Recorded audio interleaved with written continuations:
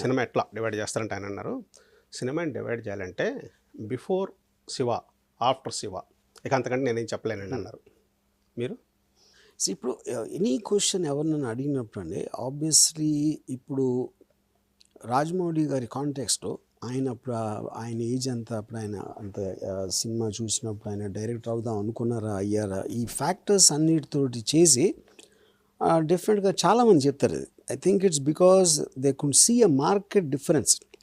ఒక క్యారెక్టరైజేషన్స్ కానీ లేకపోతే తీసే విధానం, న్యాచురాలిటీ, రియాలిటీ అనేది చూశారు. బట్ ఆ డివిజన్ అనేది ఐఎమ్ నాట్ వెరీ షూర్. ఎందుకంటే అలాంటి సినిమాలు ఇప్పుడు నేను తీసినా కూడా మనం చూడాల్సింది టోటల్ ఓవరాల్ ఇండస్ట్రీ. నేను తీసినది పక్కన పెడతాం, ఇంకెవరో తీసాను అనుకోను. దాని తర్వాత కూడా అంతకుముందు వచ్చిన లాంటి టైప్ సినిమాలు చాలా ఇంకా పెద్ద హిట్ అయిన ఇన్సిడెంట్లు కూడా ఉన్నాయి, ఇప్పుడు అవుతున్నాయి. మార్చారని మీరు డైనమిక్స్ మార్చారు అక్కడతో.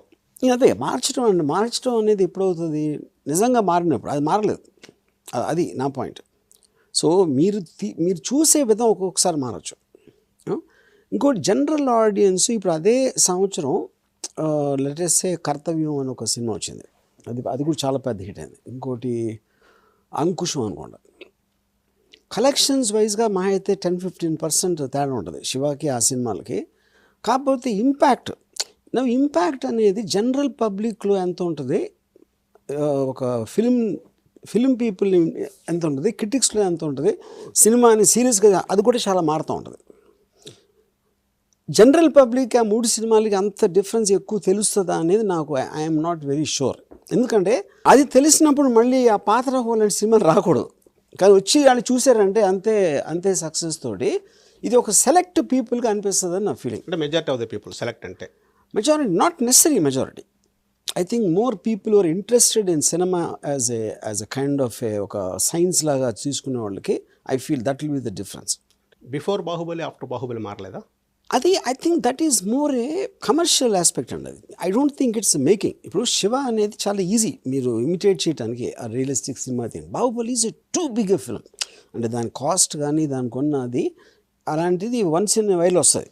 Not about the making of the film చెప్పేది. ఇప్పుడు బాహుబలి ఏం మార్పు తెచ్చిందంటే, ఒక మంచి సినిమా అంటే ఒక జానాలకి నచ్చిన సినిమా తీస్తే 1000-1500 కోట్లు కూడా అది రికవర్ చేసే కెపాసిటీ ఉందని ఫస్ట్ టైం బాహుబలితో తెలిసింది అందరికీ. ఆబ్వియస్లీ ఇప్పుడు పెద్ద హీరోలు, పెద్ద ప్రొడ్యూసర్లు వాళ్ళందరూ they took that trend and that is why we are seeing 400 కోట్లు 500 కోట్ల సినిమాలు ఈజీగా తీసేయడానికి రీజను బాహుబలి. అంటే అది basically it increase the safety net of the production cost. Cinema సక్సెస్ని ఎట్లా డిఫైన్ చేస్తారు మీరు? అంటే 500 కోట్లకి 700 అయింది, 1500 అయింది, లేకపోతే 2000 అయింది, లేకపోతే సినిమా మంచి సినిమా ఆడలేదు. అసలు how do you define success? First of all మంచి సినిమా అనేది మీనింగ్లెస్ వర్డ్ అండి. ఎందుకంటే 4 పారామీటర్స్ ఉన్నాయి. ఒకటి, మీరు ఎంతకు తీశారు, ఎంత కలెక్ట్ చేసింది.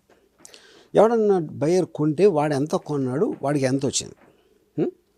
మూడవది క్రిటిక్ ఏమన్నాడు, క్రిటిక్స్. నాలుగవదేమో జనరల్ ఆడియన్స్, ఈచ్ పర్సన్ మీకు నచ్చిందా, నాకు నచ్చలేదా, ఇంకెవరికో చాలా నచ్చింది, ఇంకెవరికో అస్సలు నచ్చలేదు. ఆ opinions they don't make a difference, they don't become a part of the history. ఇంకొక ఇంపార్టెంట్ థింగ్ ఏంటంటే బెంచ్ మార్క్ క్రియేట్ చేయడం. ఆ డైరెక్టర్ తీసిన పాత సినిమా కన్నా ఎక్కువ ఎందుకు చేసింది, లేకపోతే అంతకుముందు ఇండస్ట్రీ హిట్ కన్నా ఎక్కువ చేసింది. ఇలాంటి 5-6 ఉంటాయి parameters. All of them can be different for different people. ఇప్పుడు ఫర్ ఎగ్జాంపుల్ డర్ ఉందండి, చాలా పెద్ద హిట్ సినిమా. ఎవరికి హిట్? షారూక్ ఖాన్కి, సన్నీ దేవుల్ కాదు. తను అదే సినిమా, తను హీరో, షారూక్ విలన్ యాక్చువల్గా సినిమాలు. సో ఎవరి పర్స్పెక్టివ్లోంచి చూస్తున్నాం అనేది. బట్ బాటమ్ లైన్ మాత్రం నేను నమ్మేది, మీరు తీసిన దానికి ఎంత రిటర్న్ వచ్చింది అనేది అల్టిమేట్ మెజర్. అది ప్రైమరీ మెజర్. మిగతా అన్ని సెకండరీ. సినిమాకి డబ్బులు వచ్చిన సినిమా మంచి సినిమా రామారావు గారు ఎప్పుడో చెప్తారు ఆయన కాలంలో. అంతే, కరెక్ట్. అది అబ్సల్యూట్ కరెక్ట్. ఎందుకంటే మీరు తీసిందే దానికి.